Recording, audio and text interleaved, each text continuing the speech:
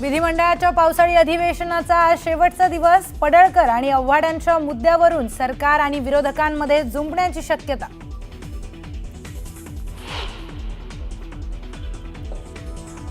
कार्यकर्ता देशमुखला अटक केल्यानंतर जितेंद्र आव्हाड आक्रमक. पोलीस ठाण्यासमोरच केलं आंदोलन.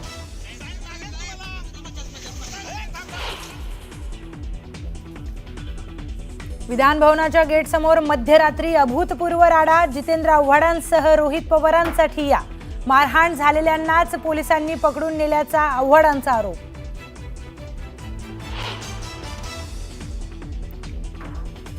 गोंधळानंतर काल अध्यक्षांकडे जाऊन दिलगिरी व्यक्त केली, तर सहकाऱ्यांकडून चूक झाली, कारवाई करा. झालेल्या कारवाईला कोर्टात सामोरं जाऊ. कालच्या राड्यानंतर गोपीचंद पडळकरांची प्रतिक्रिया.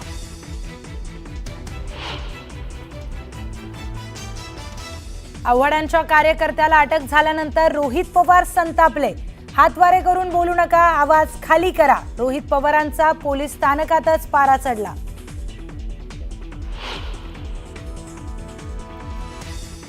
पीएला विधान भवनात प्रवेशावेळी अडवल्यामुळे अमोल मिटकरींचं आंदोलन.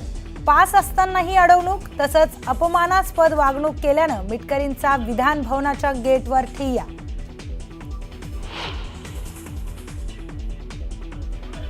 विधान भवनात गँग वॉर सुरू. दरोड्यातील आरोपी विधान भवनात शिरलेच कसे? संजय राऊतांचा विधान भवनातील अभूतपूर्व राड्यावर सरकारला थेट सवाल. कालच्या राड्याप्रकरणी मुख्यमंत्र्यांनी आत्मचिंतन करावं, तर राज्यात राष्ट्रपती राजवट लागली पाहिजे. कालच्या राड्यानंतर खासदार संजय राऊतांची मागणी.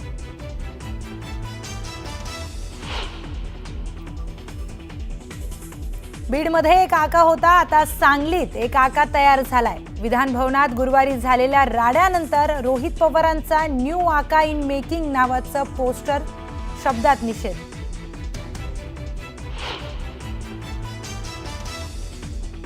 विधान भवनात अभ्यंगतांना प्रवेश नाही, फक्त विशेष परवानगी पत्र असल्यावरच प्रवेश मिळणार. कालच्या राड्यानंतर विधान भवन प्रशासनाचा मोठा निर्णय. मनसे अध्यक्ष राज ठाकरेंची मीरा भाईंदरमध्ये तोफ धडाडणार. मराठीच्या मुद्द्यावरून राज ठाकरे आज काय बोलणार याकडे सर्वांचं लक्ष. राज ठाकरेंच्या मीरा भाईंदर दौऱ्याची मनसेकडून जोरदार तयारी.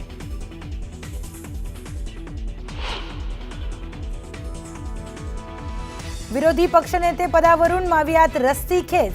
विधानसभेतील विरोधी पक्षनेते पदासाठी शिवसेना आग्रही, तर विधान परिषदेतील विरोधी पक्षनेते पदासाठी काँग्रेस आग्रही.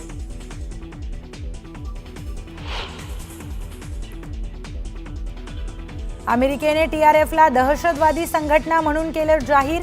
पहलगाम हल्ल्याची टीआरएफने घेतली होती जबाबदारी.